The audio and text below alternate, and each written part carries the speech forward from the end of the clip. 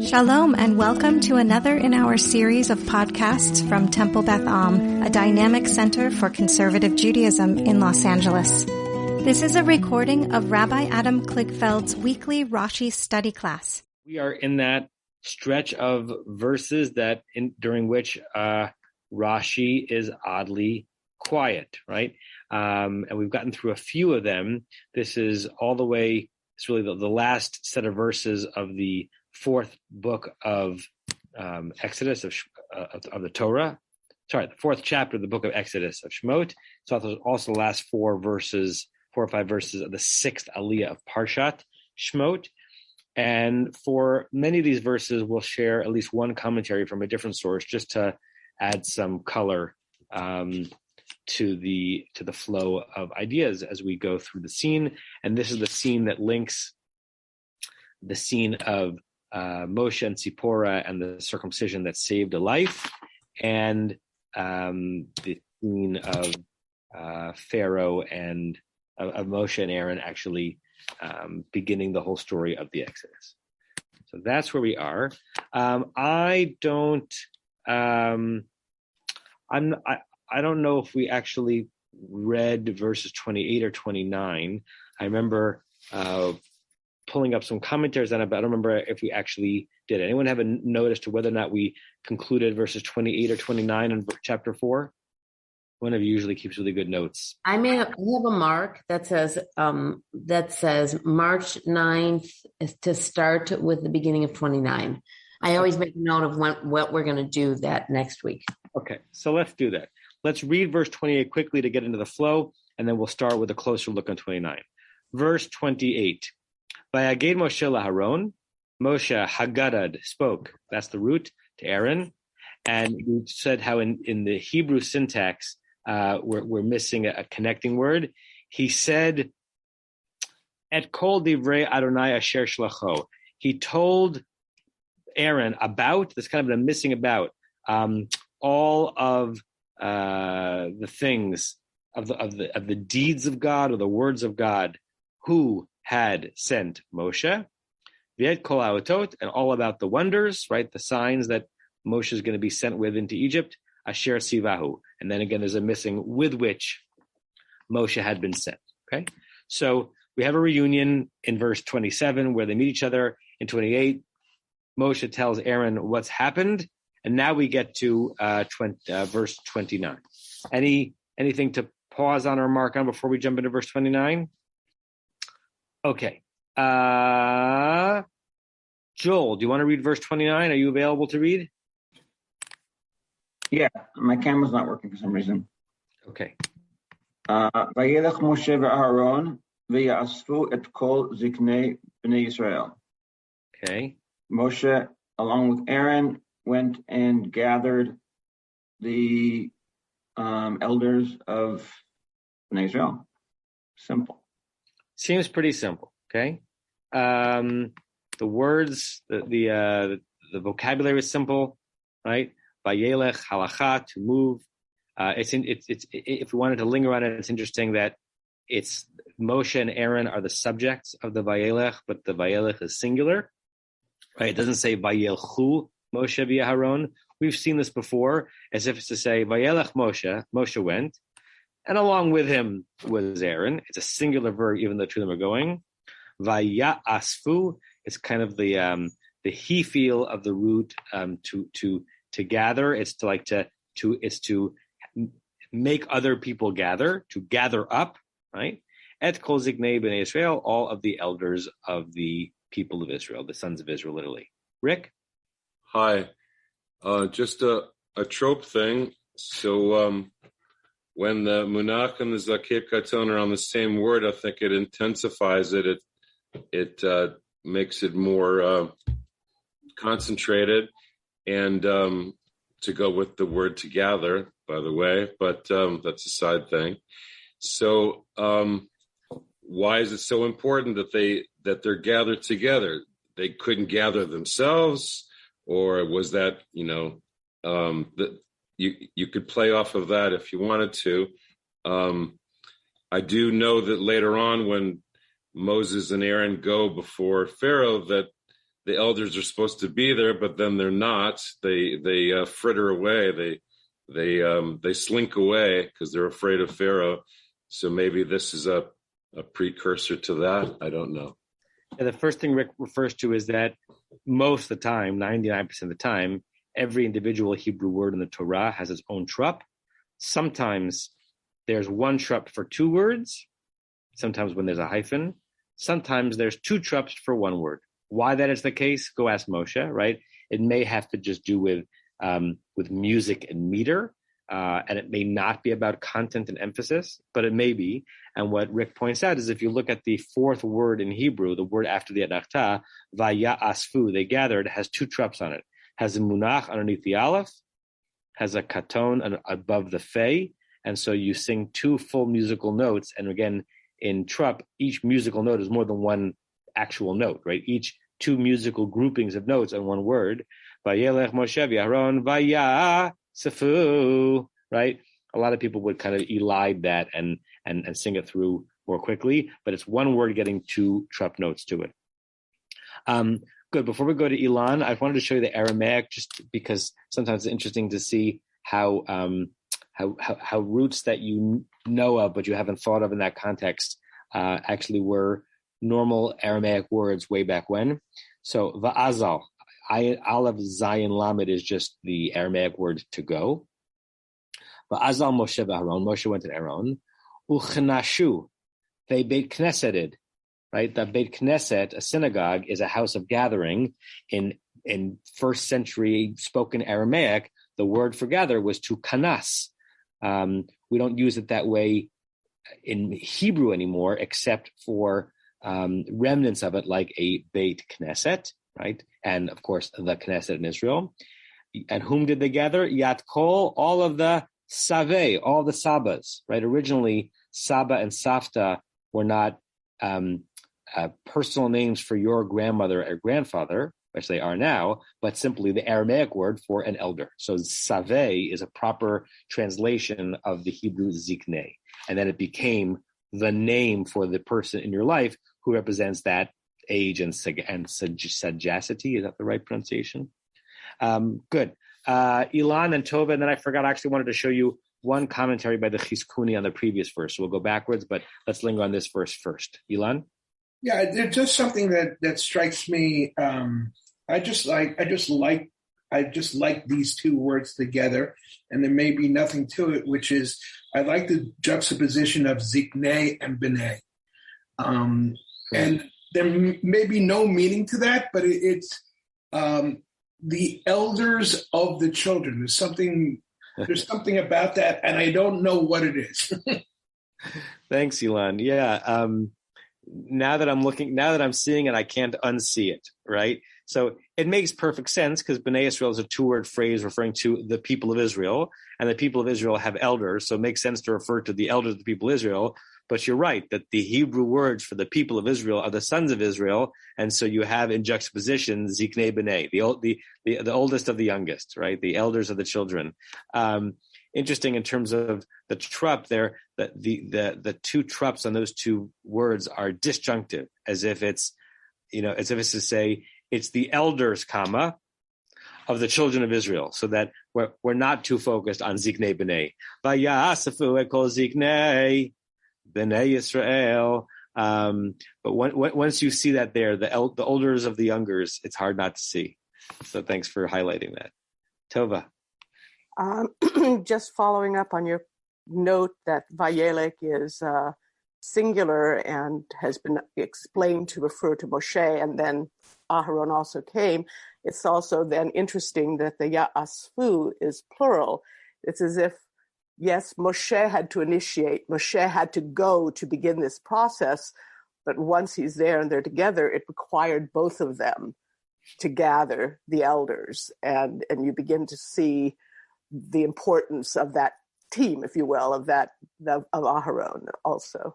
It's a great read, Tova. Right. The first verb is singular, but once Aaron's name is mentioned, they're doing what's next. It's going to remember that when we get to a commentary I'll share with you on the first line of the next verse. We're going to go backwards to 28, but eventually we'll get to 30.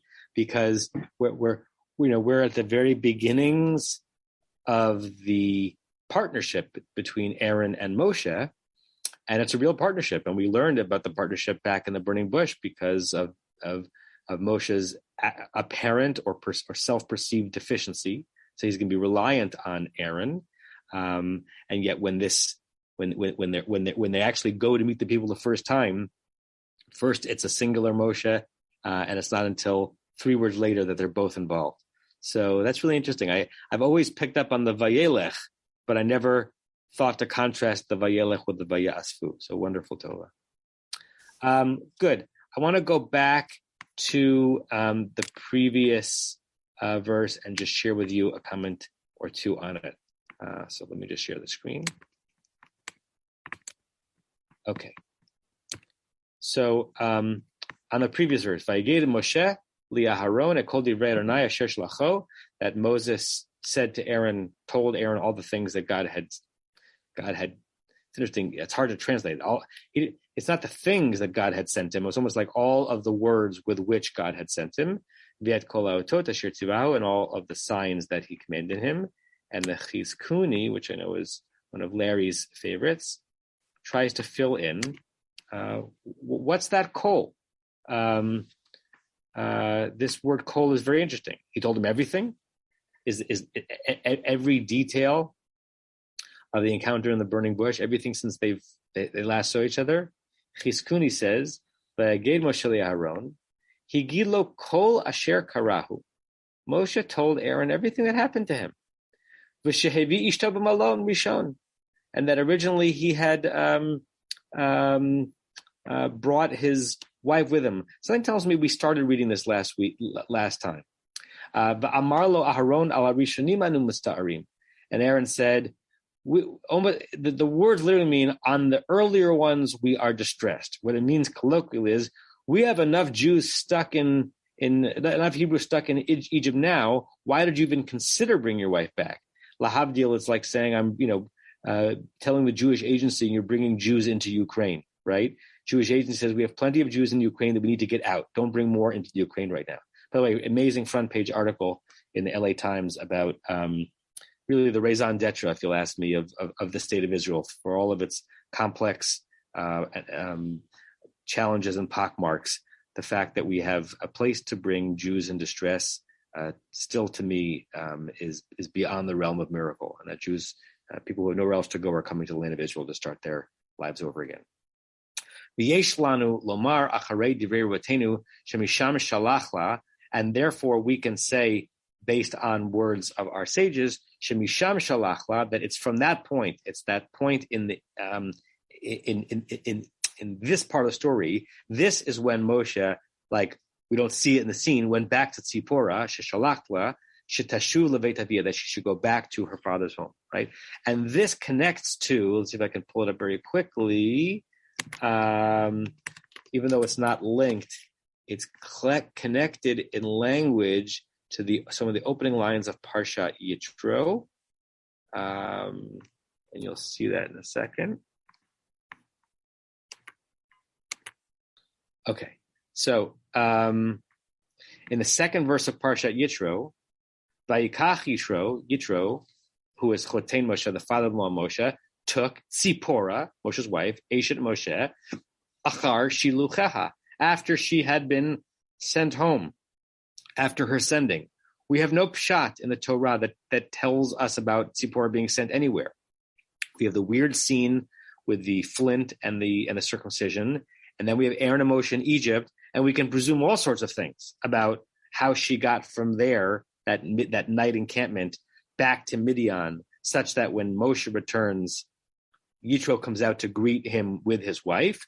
But I believe that when Chizkuni says in our verse, Shemisham Shalachla, this is the moment. Misham means from there, but I think it means from then, really. From that moment, after Aaron said to Moshe, don't bring your family into Egypt, that's when he sent her back to wait out the war, as it were, in her father's home. I thought that was an interesting connecting thread for Chizkuni. Okay. Good. Anything else on verse 24? I said I was going to give you a commentary in verse 30 also. Verse 29, excuse me. No, I had the commentary in verse 28. I got nothing on 29. Verse 29 is one of the. I'll show you why I have nothing on 29. If you open up in Sefaria, here I'll show you while I'm doing it. Book of Shemot, chapter 4, verse 29. Commentary. It's what if you scroll down here. It's amazing how many people are quiet. Rashi, nothing to say. Ramban, nothing to say. Sfor, nothing to say. Barbara, nothing to say. Or the fact that it's in grayscale means that there's no comment. So it's. I can't remember the last time I clicked on a verse in Torah and all of these commentators who wrote linear commentaries on the Torah are quiet. And even Chizkuni, which we don't even have in our book. If you look at our book, there's no comment by the Chizkuni in verse 29. He basically gives a 2-word commentary defining what an elder of Israel is, and it's in brackets. We're not even sure if it's attributed to him. So everyone went to sleep on verse 29 in the 4th chapter of the book of Exodus. Okay, let's go to verse 30. Let's give it to you again, Joel, since you barely had to grind your teeth on 29. Vaydaber Aharon et kol advarim asher diber Adonai el Moshe vayas ha'otot le'enei ha'am. Oh, so Aaron told all the things or all the words that God had told Moshe, and he did the signs in front of the eyes of the people. Good. So Aaron not only was speaking, he was actually doing the signs too. Right. So if you just look at the progression, verse 28, Moshe tells Aaron all the stuff. Verse 29, Moshe and then Aaron gathers the people. And in verse 30, Aaron tells the elders, presumably, all the stuff that Aaron had been told just 2 verses before. In verse 28, we can play around with the timing. Was this immediate? How much time did Aaron have to process, that whole scene by the burning bush? But already by verse 30, Aaron is already in the role that he was predicted to be in the burning bush, right? He's already the dover. He's already the speaker. And he's also the doer, right? He's the articulator of the narrative, and he is the oseh. He's the oseot. He's the one who is actually making the signs happen. As we'll see in the progression of the 10 plagues, some of them are actually initiated by Aaron, some of them are initiated by Moshe. It seems to be in the burning bush that what God and Moshe are most concerned about is Moshe's ability to speak, not Moshe's ability to do the magic tricks, as it were. But here in this scene, at least vis-a-vis the elders, Aaron is telling the story, explaining to them what happened, and the one using the staff to do the 3 tricks that Aaron wasn't taught how to do, Moshe was taught how to do. But Moshe has downloaded all that to Aaron. Aaron's in the role now of acting that out. Rick? Got another trope thing. All right. The et for Moses is more subdued. It's the tavir. But the et for Aaron is yativ. It's bold. It's decisive. Like Aaron can speak better than Moses can. So you've got et before the kol divrei or et before the kol hadvarim. Right. So if you look, Aaron's is more intense.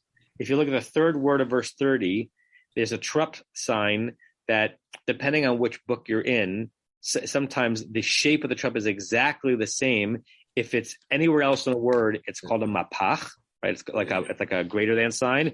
But if it's kind of before the first letter, it's called a yativ. It's an entirely different trup. In some tikkuns and some chumashim, they're actually written slightly differently, so it's not just a placement in the word. And narrower, yeah. And it's a very intense, high-pitched sound. I remember, I think I may have told the story before, that when my mother became an adult bat mitzvah in 1981, for a year, I was like 8 or 9 years old. We just heard her practicing Torah and Haftorah trap throughout the house. And my mother can sing fine, but she doesn't have, the greatest voice. And she couldn't get the yativ. She just every time she tried to get that high note of yativ, it was like off by a little bit. So yativ, the way I learned is, so it's mapach pashta amuna katon yativ da da dee. It's very high, and it's even somewhat more shrill in haftarah. And I have a memory of my mother walking through the house going, Yativ, Yativ, Yativ, like breaking windows in Woodbridge, Connecticut. But yes, so the way you would lane this verse is you start off, Vaydaber Aharon, 8, and it's even higher than that, Kol Hadvarim, oh. And it's interesting, it's on a word that doesn't get translated either. Right? In Hebrew, in English, there's no way to translate 8. It's just the connector denoting a direct object, and much bigger than the et 2 verses above, where Moshe is telling Aaron, it's just et, a kind of soft. Very good, Rick. Okay, anything else on the plain meaning of these words? Joel? Well, besides Rick's interpretation, it could be a pun on the word et. A pun on the word et? Yeah, and it's talking about the signs. He's emphasizing the et of the Dvarim. I see, because it's eight and ot. Yes. Interesting. Yeah. I never thought about that. I don't think there's an etymological connection, but it doesn't mean there isn't a homophone connection between 8 and ot. Great. Anyone else? Okay, so I want to show you a commentary in this verse also. This is Ibn Ezra. Those of you who have the Torah Chaim Chumash have it in front of you. Vayidaber, right? So Ibn Ezra lingers on the fact that a verse before, Aaron was just learning all of this news for the first time, and already he is the one doing the Vayidabering, the speaking. Kihu HaMelitz. He is it's translated here as mouthpiece, the interpreter. Anyone remember where we saw the word melitz before in the Torah? Joseph and translating before his brothers with his son, yes? When the brothers come to visit Joseph, they speak. Joseph kind of feigns not being able to understand their language. There was melitz benotam. There was an interpreter in between them. So something to do with transmitting language. Kihu melitz al kain Moshe lo diber im Yisrael. Therefore, Moses did not speak to the Jewish people. Le'olam, ever. Rak al yedei Aharon. Only vis-a-vis Aaron. Uvamoto, and when Aaron dies, because Aaron dies before Moshe, hayak mochen melitz tachtav. There had been an assistant melitz who was waiting in the wings, Eliezer beno. Eliezer, Moshe's son. So what Ibn Ezra is doing on this verse is jumping from the fact that Aaron is being put right into this role now to make a midrashic kind of expansion and say, reader, all those times where Moshe is speaking to the Jewish people on the top, the golden calf, or regarding this scene or that scene, he is never talking, right? Ibn Ezra is saying that this Vayidaber of Aaron is not just a single event; it's a paradigmatic example, right? So Moshe has told Aaron everything he needs to know. By verse 30, Aaron is speaking, and reader, Ibn Ezra wants us to know, understand that to be the case every time Moshe is speaking to the Jewish people. It's never Moshe speaking; it's always this pattern. Vayaged Moshe li Aaron, Moses telling Aaron what he needs to say. And then Vayidaber Aharon, Aaron spoke, even if the Torah says Vayidaber Moshe El Ha'am. An interesting jump to make it clear that Moshe's role was very circumscribed, and in some ways giving more emphasis or more body to the scene that we had just finished, the burning bush, where Moshe really expresses a hesitancy to do any public speaking.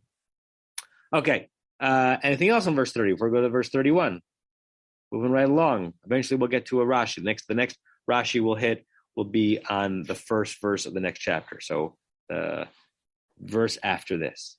All right, let's switch readers. Larry, are you focused on Millie or can you read verse 31? She's okay for right now, so okay. Let me just give her a spoonful of yogurt. Can I make one comment before or question before I read? Yeah. I didn't jump in quickly enough. I'm just comparing verses 28 and 30, which are similar, almost parallel. 28 were V'yaged Moshe Aaron, and then 30 V'yidaber Aaron, he's speaking to the elders. And in 28, it's et kol divrei Adonai asher shelacho. And in 30, it's et kol hadavarim asher diber Adonai el Moshe. I have nothing to add about it. I just find I would have expected the structure to be almost identical, and it's slightly different. Yeah, and the contrast between those structures exposes some of the clunkiness of verse 28, right? Because, again, we never know how how idiomatic language is used across centuries, but verse 30 makes more sense. Aaron debared all of the dvarim that God had debared to Moshe. Makes sense, right? Verse 28 is Moses hagadad, synonym, Moses spoke to Aaron all of the things that God had sent him, right? It's all of the things through which, by which, with which, there's some kind of connecting phrase that, at least in English, you would have to put in there in order to make verse 28 make sense, whereas verse 30 is clearer. And that, look how Everett Fox does that. So verse 30, and Aaron spoke, diber, all the words, dvarim, which God had spoken to Moshe, right? Simple. God spoke to Moshe, Aaron spoke all those words to the elders, right? In verse 28, and Moshe told Aaron all God's words, and he adds in, because you have to, with which he had sent him. Because it's not the words that were sent, it's the words that were sent with Aaron as part of the sending. So not only is it not exactly parallel, the clarity of verse 30 exposes some of the oddity of verse 28. Before you read the next verse, Barry, your hands up. This is very interesting. So possibly all might think of all the things with which God sent, including the signs. So this is where Moshe is instructing Aaron not only via words, but also instructing Aaron how to do the signs. Yes, good. Right, because the dvarim can mean words, and it can also mean things. It can be a word that specifically means word, and it can be a word that means something more comprehensive, like and everything. Good. And it was things that God sent Moshe with. Yeah. Good. Okay, Larry, read verse 31. Okay. V'ya'amen ha'am v'yishma'u, with an emphasis, it's Pazer, Rick should be chanting this, Ki fagad Adonai et b'nei Yisrael, v'chi ra'a et onyam, or anyan. Onyam, it's a kamatz katan, good, because it's from the word oni. Yep. V'yikdu v'yishtachavu. Okay. So I guess I translated, and the people believed. Okay. And the people believed, and then there's a semicolon. So that's the first half. And they heard, with a pazer there, that fakad. So fakad enumerated, wrote down, clerked. God wrote down that the children of Israel. That God noted the children of Israel and saw their oni, saw their poverty, saw their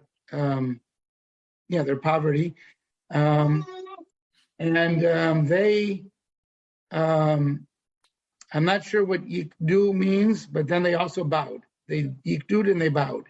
Right. Those are probably synonyms. They bowed and they prostrated. Meaning maybe they did a half bow and they did a full bow. Good. I love your lingering over the root fakad. It's actually obviously pakad because it's a beged kefet word, and the previous word ends in a yud. The dagesh comes out because it's a very pluripotent verb. And I love that you said that they clerked, because in Hebrew, a pakid is the guy you wait online 3 hours for at the DMV or something to do this one thing on your document. It's a pakid. It's a clerical role. Pakad, and then you put it into he noted.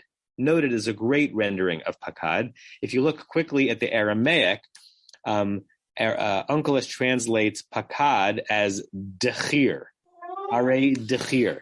Now that may seem like an Aramaic word that you don't know, except until you remember that there are certain letters that transpose from Aramaic to Hebrew, and a dalid in Aramaic is a zayin in Hebrew in roots, and therefore dechir is zachar, right? Remember, you might have some of you may have been to Dahab in Egypt, right? That's Zahav, the golden sands, right? That's why it's called Dahab, right? So Unkelos says pakad doesn't mean note, it doesn't mean record, it's not a clerical thing, it's simply the biblical Hebrew word for remember, like pakad kasher amar, that God had remembered God's promise to Sarah to bring her a baby at the beginning of the Torah reading for first day of Rosh Hashanah. But I like the noting and the recording also, because it's this image of the Holy One checking the grand logs to see what's going on in the world, and finally getting to the page in which the Israelites' distress is recorded. Now let's look at that word onyam, right? So it's a kamatz katam. It's not anyam. It's onyam. The first kamatz is an o from the word oni, and that's a appropriate word to be talking about right now because, of course, matzah is lechem oni. It's the bread of poverty or affliction, of distress. Of course, the Haggadah gives many other explanations for why it's called lechem oni, and so the Talmud, ayin nun hey also means answer. So there's a wonderful midrash that says it's the bread over which we ask questions and give answers. Right. It also brings in the great paradox of is matzah slave bread or is it freedom bread? Right. Because we're told as 6-year-olds that why would we eat matzah? Because didn't have time to rise on their way out. So it should be a bread of liberation. But of course, it's also lechem oni, suggesting that's the impoverished bread that they ate while they were in Egypt. That's not what's going on here. It's just a word, but it's a word meaning the Israelites' experience in the land of Egypt. Okay. Any other questions that people want to raise on this verse? Andy? Not even just about this verse, but all the verses we've read today. I'm struck by the contrast between the almost like military precision of the chain of command here, where everyone's getting along and is in step from God to Moshe and Aharon to Bnei Israel, contrasting that with everything that's about to come, where none of the chains of command seem to be functioning well. Moshe's in a leadership crisis. Bnei Israel's in open revolt. I guess there's nothing like adversity to bring everybody together. Great. Yeah, it does seem to be beginning very, very precisely and orderly, and then chaos is going to ensue. Joanna? So first, just a quick response to Andrew that in terms of like this precise structure, it's really interesting in Kaftet that there are Ziknei B'nai Israel, and then they seem to disappear. Like, what was their role? What were they doing? And, speaking about Parshat Yitro, it highlights what, it almost brings to the fore what's going to happen in Parshat Yitro, where he tells Moshe, you're not using your Zikanim to your best advantage. Like, they're here, but they don't seem to have much of a role. All right, so before you go to the next comment, so what Rick had said in one of his comments was kind of anticipating the Rashi will get to in the next verse, because Rashi's alert to the fact that we got introduced to these Ziknei B'nai Israel, the olders of the youngers, and then they're not there, and Rashi is going to fill that in a little bit. So Baruch Shekivant, because you're on Rashi's wavelength as well. Keep going.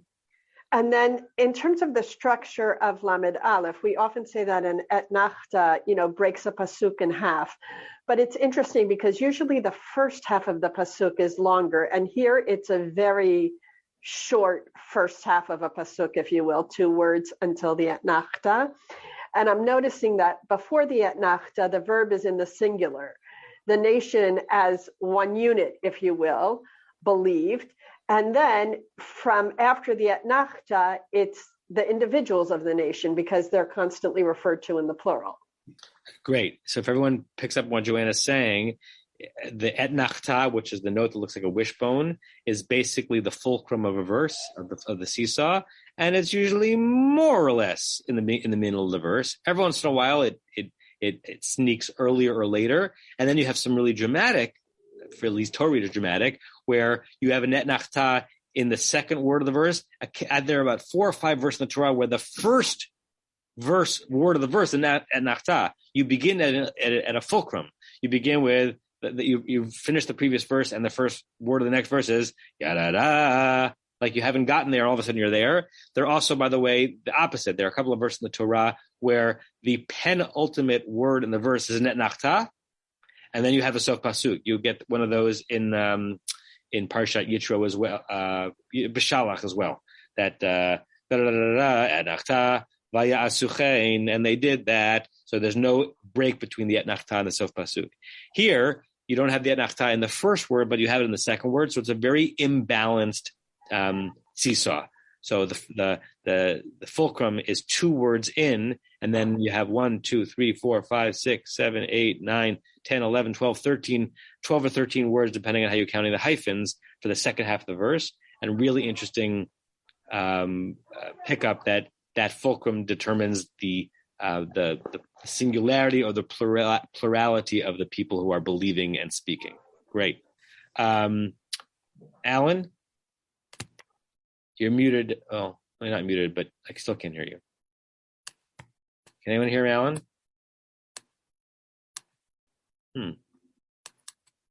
Alan, come back to us when you can.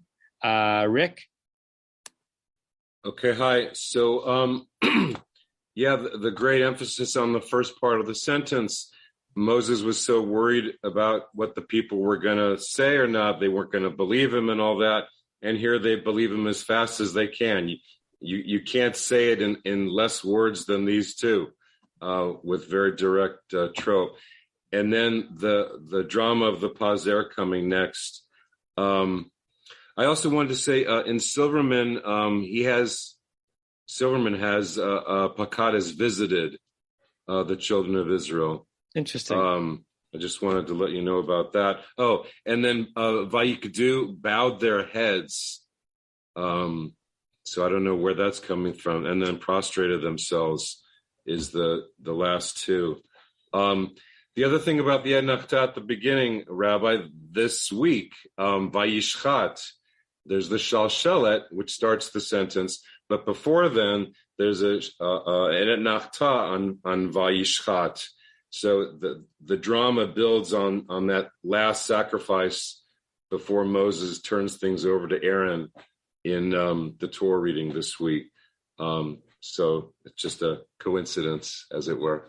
Great. And the Vayikdu as potentially just bowing of the head, you see that Uncle is translated as Uchra'u, the root Kuf Reish Ayin. In the Haggadah, we have Koreo Mashtachaveh Li, that Mordechai refused to bow his head and fully prostrate himself in front of me. So, so this Vayikdu Vayishtachavu could be just a head bow and then a fully prostrate bow. Everett Fox deals with the Pakad in a way that will make Larry happy, given his translation. The people trusted. He doesn't go believe. That's not what by Amen. He doesn't go believe. The people trusted, they hearkened that God had, here's the Pakad, taken account.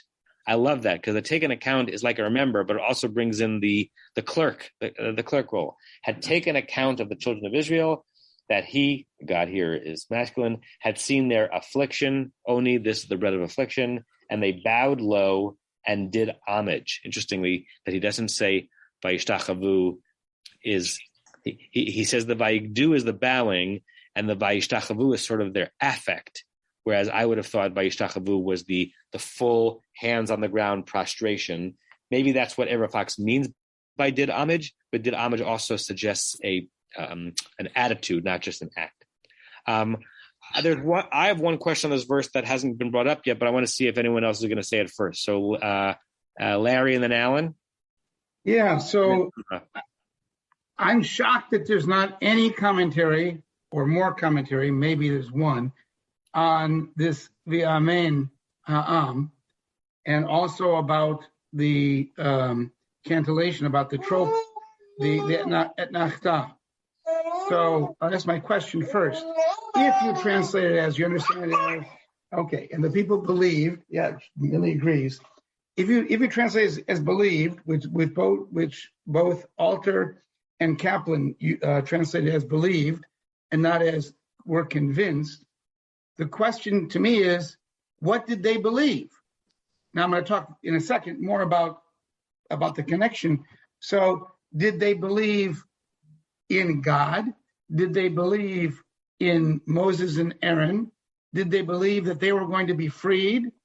Did they believe that the prophecy of Abraham, that they would serve and then be freed? I think there's a whole lot of things here that you can riff on about what it was that they believed.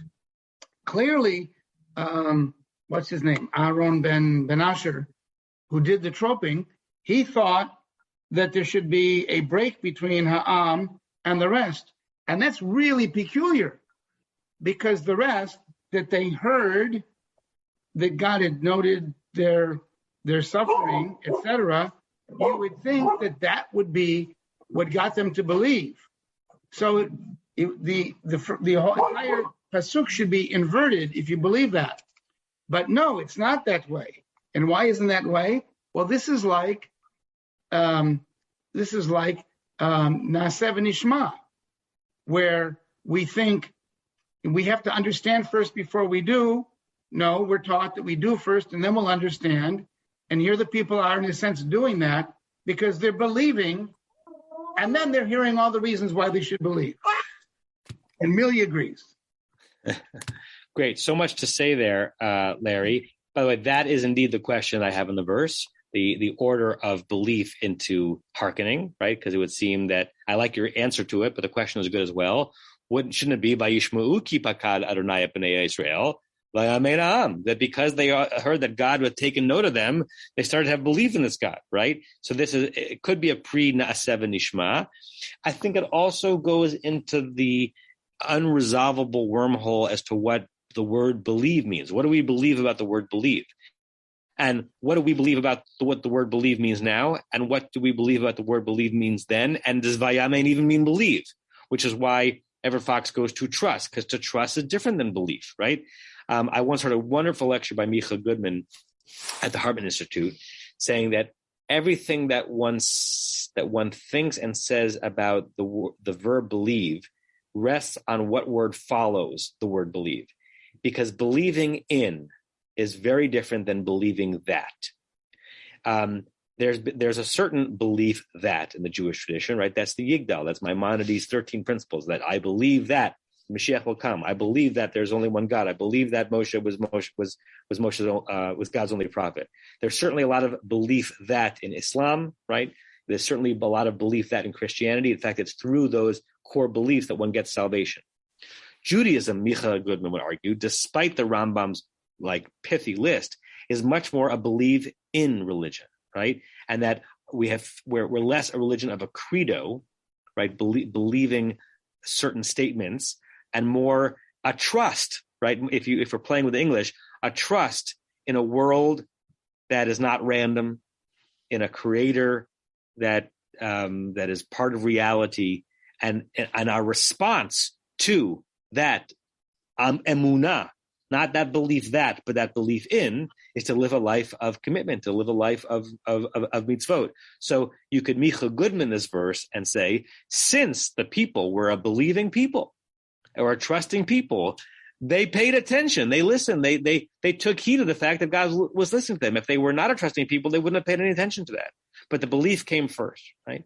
And you could play around a lot with that in terms of our own belief statements, and certainly in how people relate to each other, and how the trust in the other person actually stimulates the action that's going to come next, not only that the actions are what build and rebuild the trust.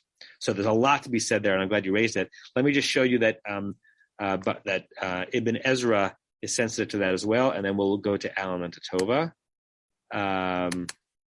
So, Vayamein ha'am achar sheshamu ki fakad Adonai amo, right? So the Ibn Ezra basically agrees with your question, Larry, but not your answer. And he says, you're right, it's inverted.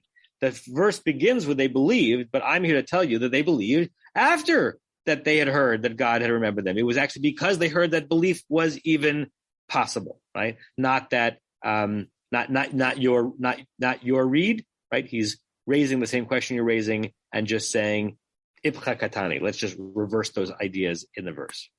Okay. Alan, Tova, Joanna. What? Hang on. Okay. Can you hear me now? We can hear you now. All right. God bless the phone. I want to follow up on this because I was concerned about this with this et nachta as well. If you don't have the et nachta there, it's just one sentence, one thought, then it is, and the people believed when they heard that the Lord had taken note of the Israelites, etc., etc. And here, with the et nachta there, when you say, and the people believed, it says, well, they believed when they saw the signs, because that's what preceded it. But that et nachta there makes a huge difference in how you're going to view the pasuk. Yeah, exactly right. Great, right. It specifically divides between the belief and the hearkening and the listening to. Great, Tova. This is really echoing on what Larry and Alan said, though I was a little bit more focused on the pazer, which amplifies and, if you will, works together with the et nachta. You've cut off this first part, and now you're emphasizing that. That one, it echoes for me that this is presaging our central credo, Shema Yisrael, but also that understanding of the difference between listening and hearing, and that this Shema is that at some level, Bnei Yisrael totally, deeply takes in that God is with them. God is now with them, and that there's an intensity to that, and that the Paser is indicating that. I love that comment, Tova, because if I, in my hubris, had to retrup the verse, I'd put the Paser on the Vaya Amen, not the Vayishmu, because the Vayishmu seems more prosaic. They heard that God remember them, right? And then they believed. But you're saying that I love the connection to the Shema that's coming up, but it's amplifying what it means to take heed of, divine hints divine communications that are out there rather than ignoring them, right? And for those of you who don't know what the word pazer means, if you look at kind of the backwards 4 over the word vayishmu, it's maybe the second most musically dramatic note after a shalshelet. Only 4 shalshelets in the Torah. There are many, many more pazers, but it's very, very dramatic. We've done this before. The way I was taught to do a pazer would be Vayamein ha'am vayishma'u.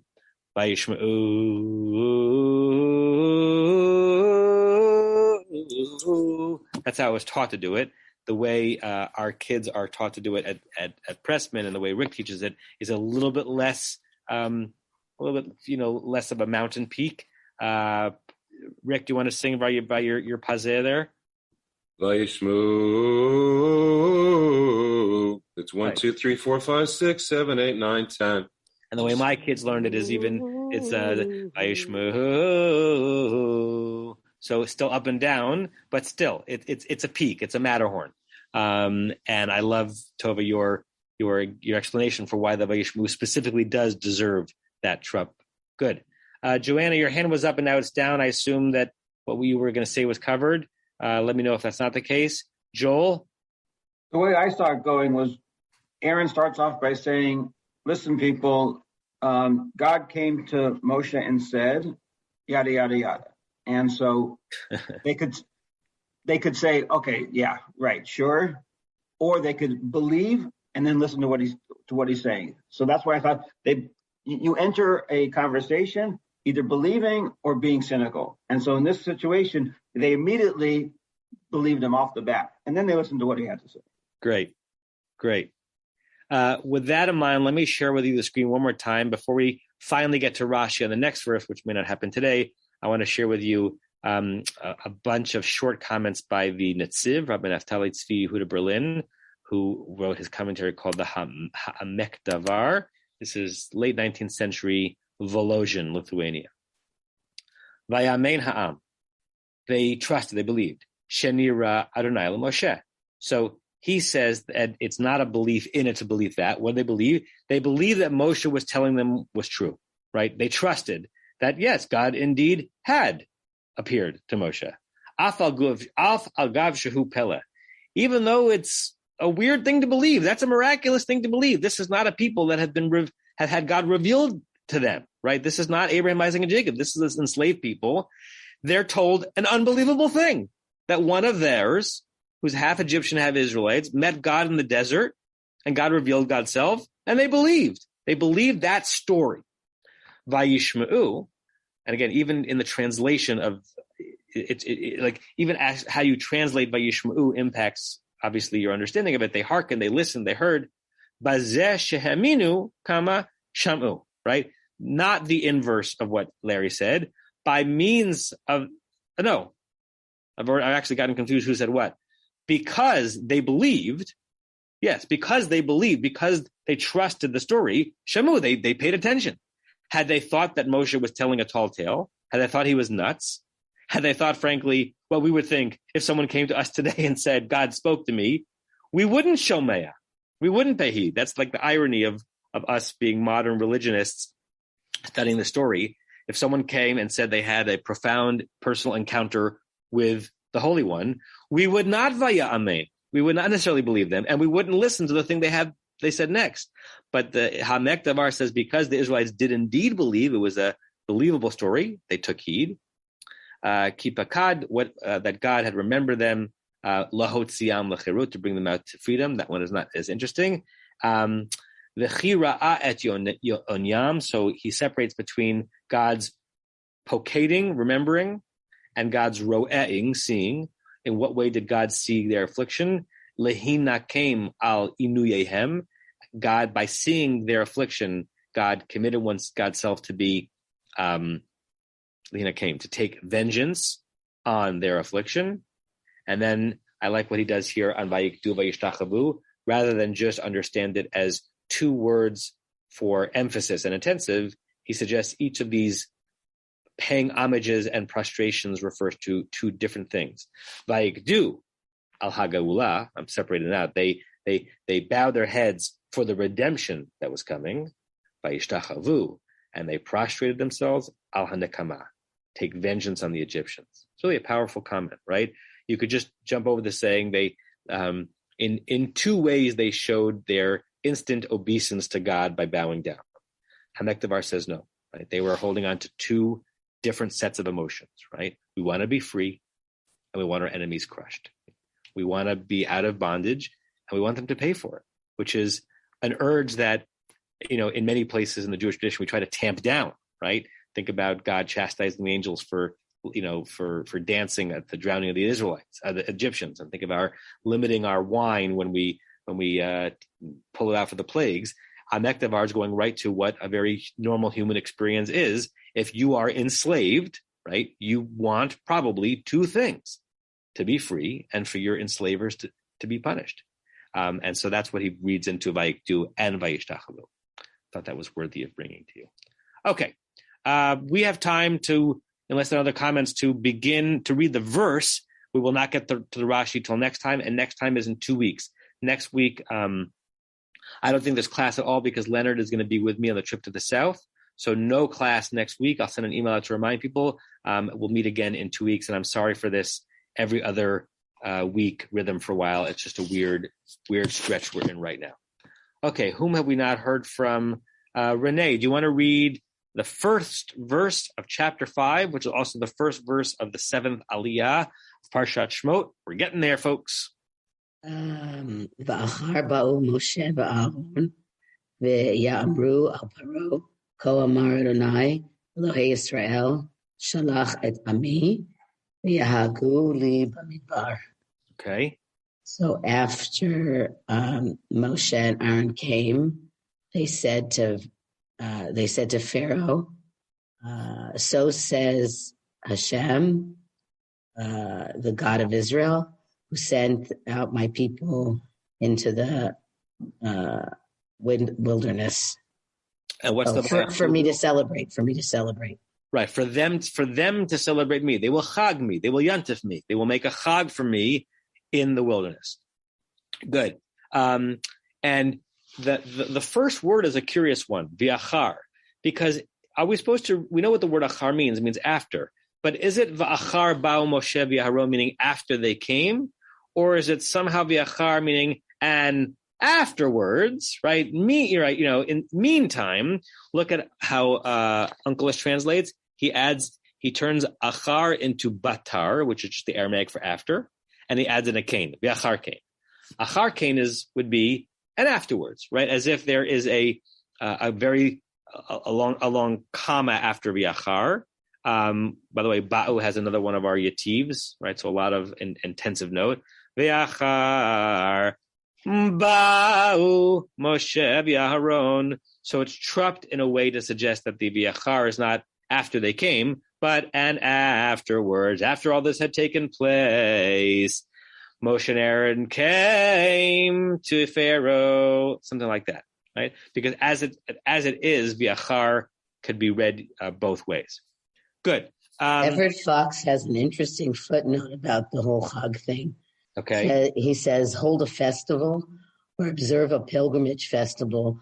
The Hebrew Chag is still echoed in the great pilgrimage of Islam, the Hajj, in which worshippers make long journeys to Mecca. Right, because the hard gimel in Hebrew is a softer j sound in Arabic. So yes, the Hajj is yantif, Chag.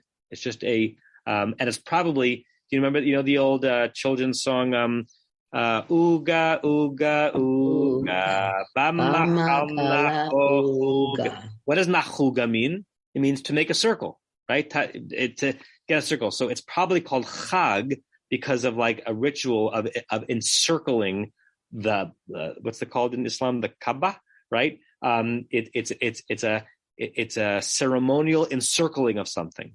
So we just think of it as the word Chag. It means at its core to circumambulate the object of your worship. Okay, so we'll leave it off there. We begin the 5th chapter. Rashi will wake up after having slumbered for a while, and he'll get to the very question that Joanna brought up as to where did those Zakanim go. You have been listening to another in our series of podcasts from Temple Beth Am, a dynamic center for conservative Judaism in Los Angeles. If you enjoy these podcasts, we invite you to write a review on the Apple Podcast site or wherever you get your podcasts. For more information about Temple Beth Am Los Angeles, go to tbala.org.